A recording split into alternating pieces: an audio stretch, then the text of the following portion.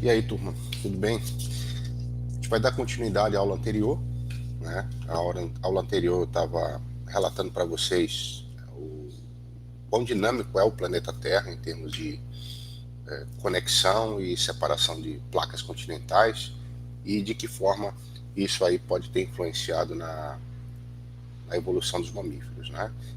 Tanto na sua origem quanto na sua diversificação evolutiva. E hoje a gente vai comentar um pouco sobre isso. Eu queria só dar uma recapitulada, né, uma lembrada de alguns pontos que a gente já trabalhou em aulas passadas. Por exemplo, a origem dos mamíferos a partir de protomamíferos, ou seja, répteis sinápsida, que deram origem a um grupo dos mamália, e que o sinápsida é vamos dizer assim, caracteriza um agrupamento que hoje é só formado por mamíferos. Tá? Não existe mais nenhum tipo de réptil sinápsida. E que esse termo se refere à presença de uma abertura temporal atrás da órbita, tá? Serve para inserção da musculatura da mastigação, tá? Aqui na lateral. Relatei também para vocês da dificuldade, na verdade, para a gente estabelecer uma data certa e estabelecer um ancestral único, mais antigo, de mamífero, porque na verdade a transição ela veio ocorrendo, a transição de caracteres mamaliformes a partir de répteis sináptas veio ocorrendo desde o final do Paleozoico, né? E mamíferos já se define como um grupo a partir do Mesozoico, né? E existe uma série de caracteres que são formados por tecidos moles, tais como glândula mamária, por exemplo, que que são características que definem o grupo mamália, né? Mamália é o termo técnico, né? Vulgarmente chamado de mamíferos, ok? Obviamente existe uma série de caracteres anatômicos, né? A própria abertura temporal única é uma homofia de sinapse, se a gente excluir os répteis extintos dessa linhagem. Existe uma série de outras estruturas ósseas que permanecem no registro fóssil, mas existe uma série de outras características também que são mais difíceis de se encontrar ou mesmo de permanecer no registro fóssil, né? Que é o caso de tecido mole ou então ossos muito pequenininhos, né? A exemplo dos 3 ossos que a gente encontra no ouvido dos mamíferos, né? Que nenhum outro animal tem a não ser mamífero. Então é uma característica típica dos mamália, mas são tão pequenininhos que é quase impossível de permanecer no registro fóssil, tá? Então você tem outras características como pelos também, que você encontra em bichos viventes, bichos recentes, mas no registro fóssil é uma coisa muito complicada, tá? Então a gente tem que ter em mente que existe uma evolução de caracteres mamaliformes em protomamíferos, no final do Paleozoico, né? Mas que essa tendência à modificação, que nós falamos de heterodontia, né, inserção dos membros laterais passa a ser ventral e por aí vai, ela foi se acirrando, uma série de outras características, elas foram se diferenciando como um grupo e se diferenciaram tanto que a gente teve que dar um nome diferente para eles, e a gente deu o nome de mamífero, né? Então, assim, vocês têm que ter em mente que esse período foi longo, esse período de mudanças nesses caracteres foi longo, e a gente pode encaixar aí a evolução dos mamíferos já propriamente no Mesozoico, né? Mas, como eu falei, muito difícil da gente taxar uma data, né? E um animal mais antigo, considerado como mamália, sem ocorrer nenhum tipo de confusão ou de falta de consenso na comunidade científica, né? Tudo bem. Uma coisa que a gente comentou também é que os mamíferos passaram o período mesozoico basicamente como mamíferos pequenos, arborícolas, noturnos, e a gente sabe disso porque o registro fóssil mostra uma órbita ocular grande, típica de bicho noturno. Eram bichos pequenos, sabe-se que eram arborícolas por quê? Por causa da anatomia dos bichos. Então eram bichos que passaram durante todo esse período de evolução dos dinossauros como animais tipo os aranhas, tá? apesar deles terem se diversificado ainda no Mesozoico, mas eles permaneceram ainda com esse fenótipo. Tá? E a mudança ocorreu já no final do Cretáceo, início do Cenozoico. Né? Então, quando ocorreu a extinção do Cretáceo, onde os répteis acima de 40 quilos, répteis maiores, se extinguiram e sobraram somente os répteis menores, né, a linhagem das aves, anfíbios e os mamíferos também, né, sobreviveram a essa grande extinção. Quando a gente passa para a era seguinte, ocorreram duas coisas, basicamente com os mamíferos: a diversificação de formas, as mais diversas formas possíveis, né, dando origem a vários clados, os clados modernos, né, e um aumento de tamanho.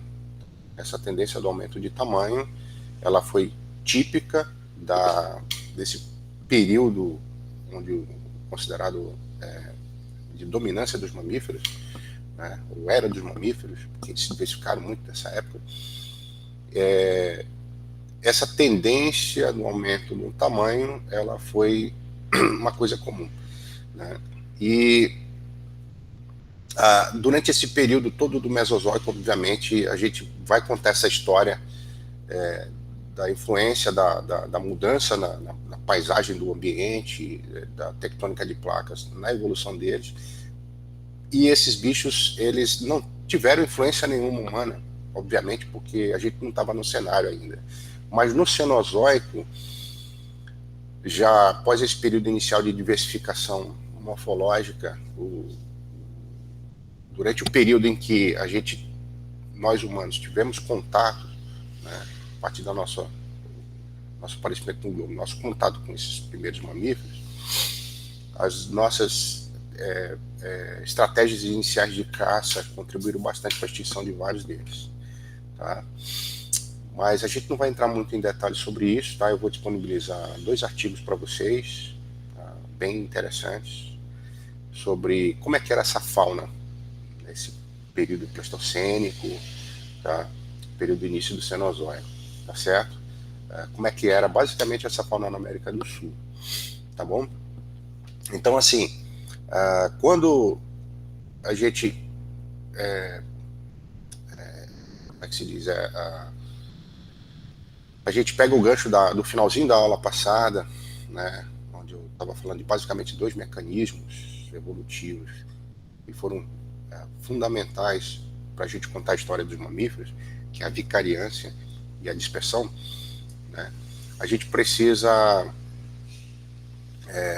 adentrar agora de que forma esses 2 mecanismos eles atuaram, né, nas mais diversas linhagens mamaliformes, tanto ainda no período Mesozoico quanto após sua diferenciação no início do Cenozoico, tá certo?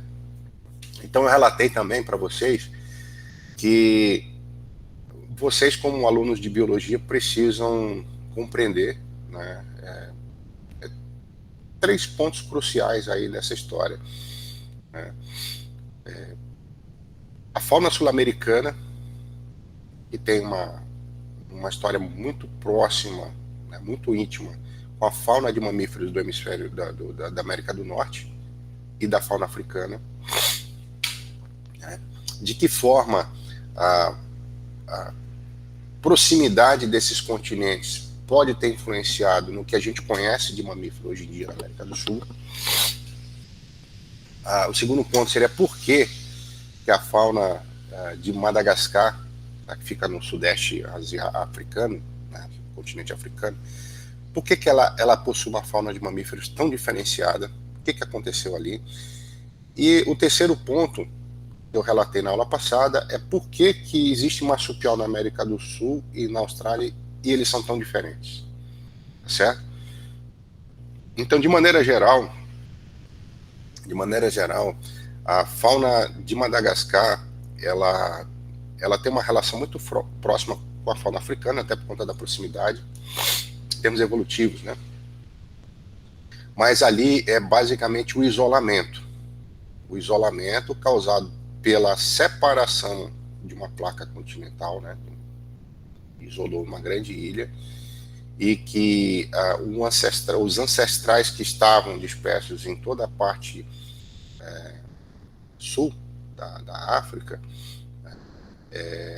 parte algumas dessas espécies que estavam dispersas, né, ela apresentaram populações que permaneceram isoladas nessa ilha durante a partir do momento em que essa ilha começou a se distanciar do continente africano, e isso causou isolamento, né?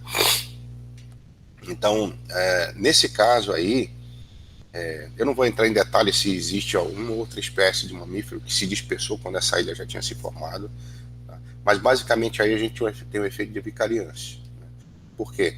Se você tem um bloco continental que se separa e ele é rodeado por mar, porque é uma ilha, o mar passa a ser então uma barreira. Então surgiu uma barreira no meio da distribuição e esse mecanismo a gente chama de vicariância. Tá? Lembrando que a vicariância ela pode ocorrer das mais diversas formas possíveis. Pode ser barreira de cadeia de montanha, pode ser um rio, né? Pode ser até um clima. Tá?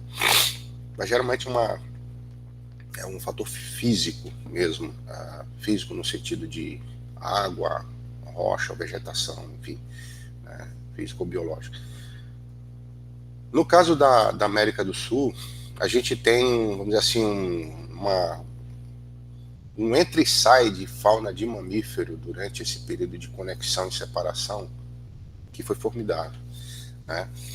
A América do Norte, ela nem sempre estava conectada como ela está hoje com a América do Sul. Hoje a gente tem uma faixa de terra estreita, onde fica o Panamá. Né? Inclusive tem um chamado Canal do Panamá, né? Um canal artificial. Mas esse istmo do Panamá,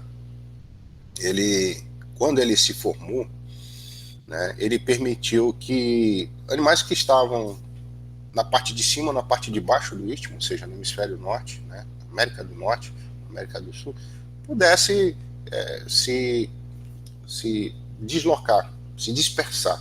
Obviamente, essa dispersão não foi da noite para o dia. Essa dispersão demorou muito tempo. São muitas gerações e gerações. Então, uma tendência de expansão da sua área de distribuição é uma tendência natural das espécies. Então, se tem oportunidade, elas vão. Tá? Lembrando, ao longo de sucessivas gerações. Tá? Não é uma famíliazinha que sai andando para lá, não. Então, essa conexão permitiu que a fauna que já tinha evoluído na América do Sul e na América do Norte pudesse se encontrar. Né? Esse istmo, na verdade, ele se conectou, ele se separou, depois ele se conectou novamente, então ocorreu sucessivas ondas de migração de bichos de cima para baixo e de baixo para cima. Né? Essa conexão nem sempre foi contínua, ela ocorreu também através de formação de ilhas, né? E essas ilhas muitas das vezes também emergiram, ou melhor, submergiram, ou seja, foram alagadas, e aí essa conexão se desfez. Né? Então bichos poderiam passar de ilha em ilha, né? Através de dispersão, nadando, ou através de balsas naturais, né? De vegetação, e quando esse istmo se formava, eles poderiam utilizar a faixa de terra. Então, esse processo ocorreu mais de uma vez. Né? Quando uma fauna que evoluiu numa área totalmente diferente se encontra com uma outra fauna, pode ocorrer vários processos interessantes, processos ecológicos, né? E inclusive competição. Né? E existe uma hipótese hoje em dia que possivelmente a competição entre faunas que se encontraram pode ter levado à extinção de algumas espécies. Tá? A extinção ela ocorre através de processos naturais também. Uma delas pode ser a competição. Tá? Pode ser a competição. Até então, durante todo esse período de Mesozoico, né, e início do Cenozoico, a gente não tem contribuição humana, né, nenhuma para esse tipo de processo de extinção, tá? Mas isso ocorreu de forma natural, antes da gente entrar nesse cenário. Então, tem espécies que ocorrem na América do Sul que se originaram da América do Norte, mas não existe mais lá hoje, e vice-versa, tá? E vice-versa. A fauna sul-americana que veio da América do Norte, ela veio porque a fauna da América do Norte veio através de uma faixa de terra mais ao norte ainda do continente, tá certo? Então, você tem casos de colonização de morcegos, por exemplo, na América do Sul, a partir da América do Norte, antes da formação de istmo, porque os bichos conseguem voar. Então, se os continentes estão próximos, tá? Um bicho que voa é tranquilo. Você tem, por exemplo, a contribuição da fauna de roedor e primatas a partir do continente africano, tá? Se você observar a costa nordeste do Brasil e a costa oeste da África, eles têm um contorno igual, eles se encaixam, então já fizeram parte de uma coisa unificada. E durante esse processo de separação, quando o Atlântico ainda era mais curto, isso permitiu com que alguns grupos que se desenvolveram na África pudessem vir para a América do Sul, tá? Não necessariamente a nado, mas através de troncos de árvores que poderiam estar sendo levados pela correnteza ou balsas de vegetação, tá? Isso pode ter acontecido dessa forma, né? Então, roedor e primata vieram do continente africano, tá? Os marsupiais que vieram para a América do Sul vieram a partir da América do Norte, né? E como é que eles chegaram na região australiana? Porque a Austrália, ela era conectada à Antártida, quando a Antártida ela estava numa posição mais ao norte, ou seja, ela não tinha um clima frio, existia floresta, então a Antártida era conectada com a Austrália e era conectada com a América do Sul. Então, quando os marsupiais chegaram na América do Sul pelo hemisfério norte, pela América do Norte, eles conseguiram se dispersar para a Austrália e colonizaram toda essa faixa, né, que hoje são 3 blocos continentais, né?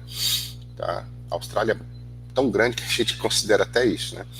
Mas, enfim, quando ocorreu a migração desse bloco, que hoje é a Antártida, para baixo, ocorreu o resfriamento, a floresta retraiu, sumiu e permaneceu na América do Sul e na Austrália. E aí ocorreu, então, inicialmente um processo de dispersão, mas aí ocorreu a vicariância por conta da separação continental.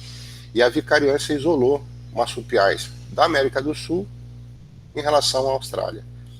Essa separação de fauna, através de um processo de vicariância, secundariamente, né, processo de vicariância, permitiu que fatores ambientais, pressões seletivas diferentes, isolassem esses bichos e acumulassem variações genéticas ao ponto deles especiarem formas, né, biológicas cada vez mais diferentes. Então é por isso que aqui a gente encontra a mucura, lá a gente encontra o canguru, né? Aqui a gente encontra a catitazinha, né, um marsupialzinho pequenininho, né? E lá a gente encontra outros marsupiais de maior porte, né, muito diferente do que a gente encontra hoje em dia aqui, tá certo? Então, assim, em resumo, a gente teria mais ou menos essa historinha para contar, tá? Eu queria que vocês dessem uma lida no livro do Pugh, né, A Vida dos Vertebrados, num capítulo que ele fala como é que era o cenário no período Mesozoico, o cenário do planeta, né? Tanto em termos de movimentação das placas tectônicas, quanto em termos de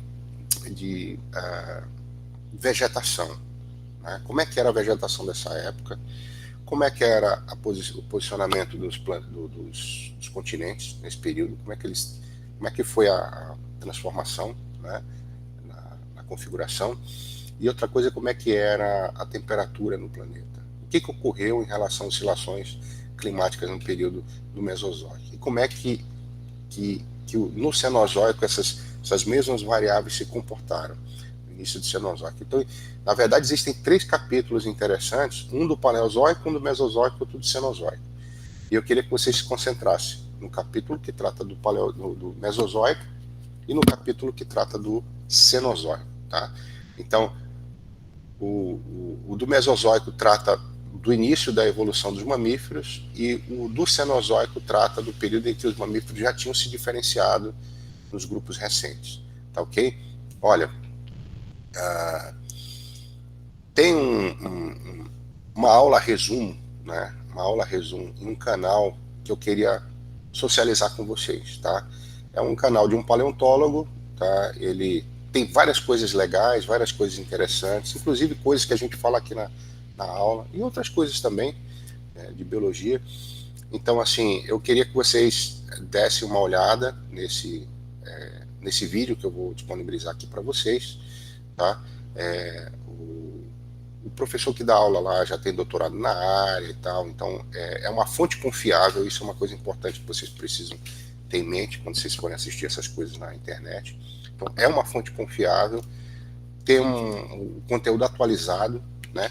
E aí, são 17 minutos, onde ele vai explanar vários pontos sobre origem, várias questões sobre origem e diversificação dos mamíferos. Tá? O que é interessante, eu queria chamar a atenção nesse vídeo, é que ele está todo ilustrado. Ele está todo ilustrado, está ricamente ilustrado, com uns pontos no globo em que cada grupo de mamífero vivente surgiu e se diversificou. Então, os pontos se transformam em manchas à medida que os bichos foram se dispersando e foram se diferenciando, né? Ele vai falar dos placentários e dos marsupiais, e no finalzinho ele fala dos monotremata, né? Por que os monotremata estão restritos hoje aí na região da Austrália e proximidade, né? Na lateral do vídeo, ele vai datando, à medida que ele vai falando, ele vai mostrando a datação de cada conhecimento, de cada cada evento que foi acontecendo, em que período geológico, né, dentro da escala lateral que ele disponibiliza, em que período geológico, há quantos milhões de anos atrás isso foi acontecendo, tá certo? Então, eu vou disponibilizar isso para vocês, tá? Essa parte da aula eu vou encerrar agora, e na próxima eu vou falar sobre caracteres que diferenciam esses três grandes grupos de mamíferos, né? Os monotremados, né? Os placentários e os marsupiais. Tá ok? Até a próxima.